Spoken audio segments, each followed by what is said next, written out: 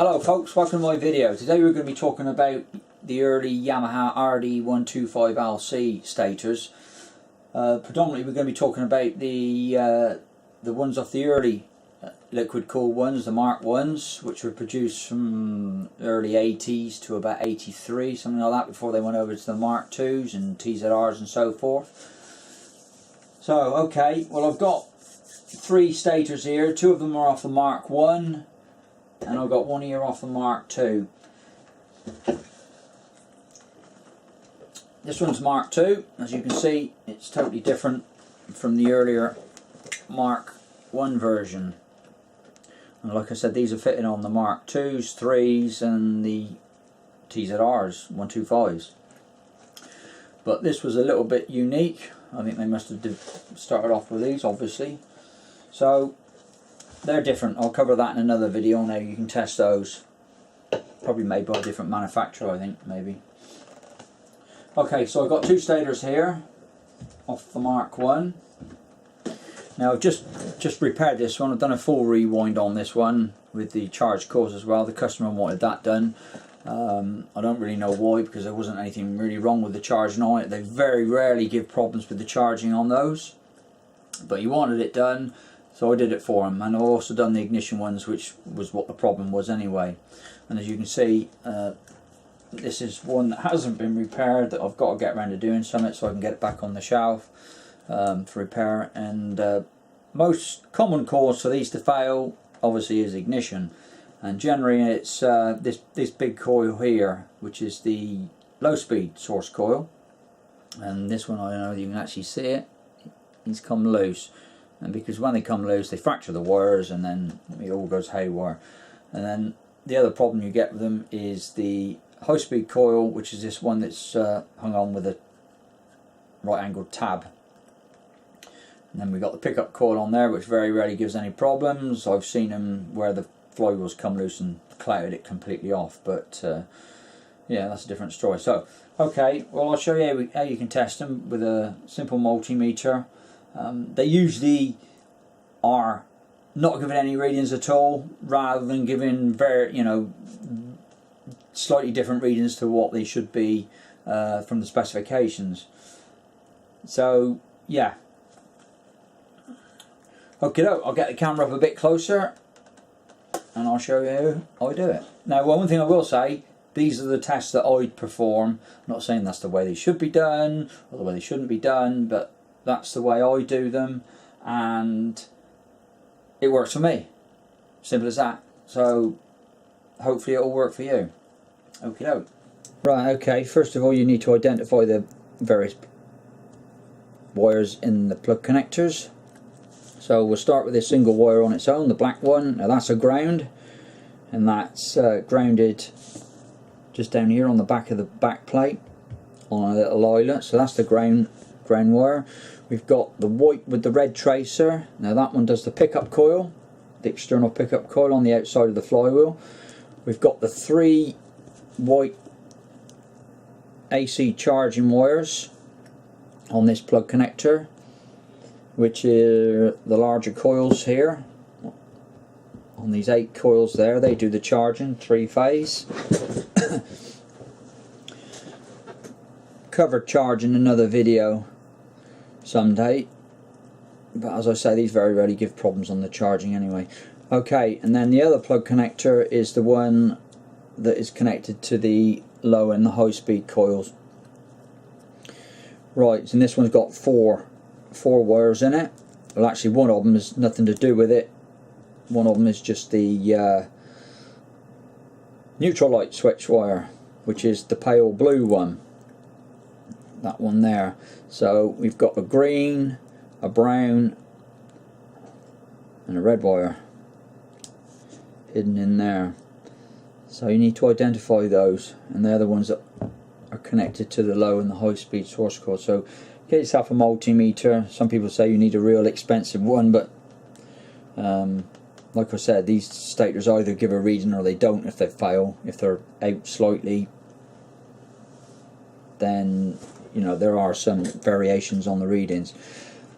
Okie doke. So to test the low speed coil, which is the large one, that one there, we need to find the green, the dark green wire, and the brown wire.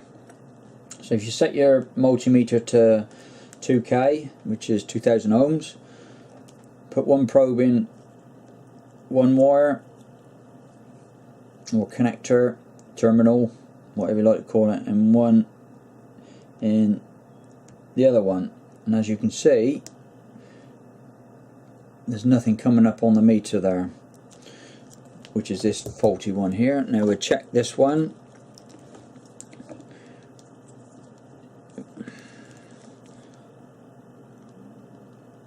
Green to brown wire, and we're reading 307 ohms on that. I think the specs are anything between 250 and 300 ohms. It doesn't match which way round you got the probes. 307. So that one's okay. We've actually replaced that coil with a new one, as opposed to winding it, because that coil was unwinding it, it just shattered, it fell to pieces, so that one's just been replaced altogether. Now to check the high speed coil, you need to go again back to the brown wire, which is that one there. Now let's do it on the one that doesn't work first, just to prove a point. Actually, I think the high speed one on this one does actually work. The brown wire, and on the red wire. Now we're actually getting a reading of 80 odd ohms on that, which is the specification should be 73 to 99. So that one's checking out alright, but generally as a rule we repair that one anyway, because because they generally fail after a certain amount of time. For what it takes to do it, it's usually worth doing that. And we'll check it on the one that we have actually rewound, so that's the brown and the green wire, and that one is slightly higher, not a lot, but it's well within spec. Yeah, as I said, we've repaired that one. That coil came apart alright, and we actually rewound that one on our winding machine. You can see it, that one there. This alternator, actually we struggle to get the connector, the pins and the connectors for these, so what I've done is, because I've rewound it and changed all the wiring on it, I've actually put a block connector, one of these block connectors in there, spliced it in there so they can put that straight on their CDI box or wherever it goes. I'm trying to locate connectors and pins for these. One day I'll manage to get hold of some, a bit difficult to get hold of. So yeah, simply that's how you check the low and high speed coil. And one other thing that very rarely gives any problems is the pickup coil, which is the large loaner on the outside, which, as I said earlier, was the white with red tracer. That one goes to ground on the body. That one gives 97 ohms. I'm not sure what the specification is at, but that's well within readings. I think it's around about the 100 ohms mark. They very rarely give any problems. Or you can actually do it from white red to the black wire. As I said, it grounds out on the body. So we'll check the one that we know the low speed source coil is for. So yeah, again we'll put the probe on that one, on the white with red tracer, and on the black, and that was showing about 100 ohms, which is about right, and just check it on the ground on that same figure. So yeah, the source, not the source coil, the pickup coil on the end just grounds out on the body of it.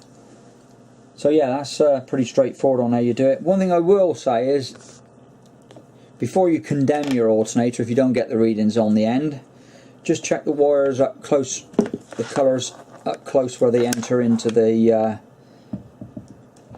stator. As you can see them just looping in there around the back. Just check your readings by putting a probe in, you know, into the insulation, through the insulation of the wire, just to check it there, because you may have a break somewhere within your wiring from the plug connector down to there, and it might be just a matter of, say, chopping the wire out and just resoldering another wire in there to get you back on the road again. But we got to remember, these bikes were built in 1980 odd, 82ish, something like that, and they're like 30 odd years old now. So yeah, they're creeping on a bit. They're getting old, but still collectible and still usable. Good little 125s they were. Okay, so that's how you test your stator for one of those.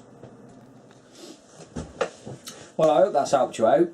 If you can use that test procedure on yours, that might identify it, whether it's faulty or not. Even if you get some readings on it, it doesn't mean to say it's not faulty, but we can always test them out. Feel free to visit my website, bbbikeshop.co.uk. On there you'll see that we do a lot of alternator repairs. These are quite popular, even though they are 30 years old. People are restoring them, putting them back on the road and riding them around. They're getting quite collectible. You'll see that we do all other alternators for other bikes, Super Dreams, LC 250, 350s, YPBS 500s, all that sort of stuff, and rewind the more modern machines, ZX10Rs, BMW S1000R, RRs, CBR 1000s, all that sort of stuff. So yeah, CX500s even still doing those. So yeah, feel free to visit our website. Hope it's going to help you out, and thanks for watching.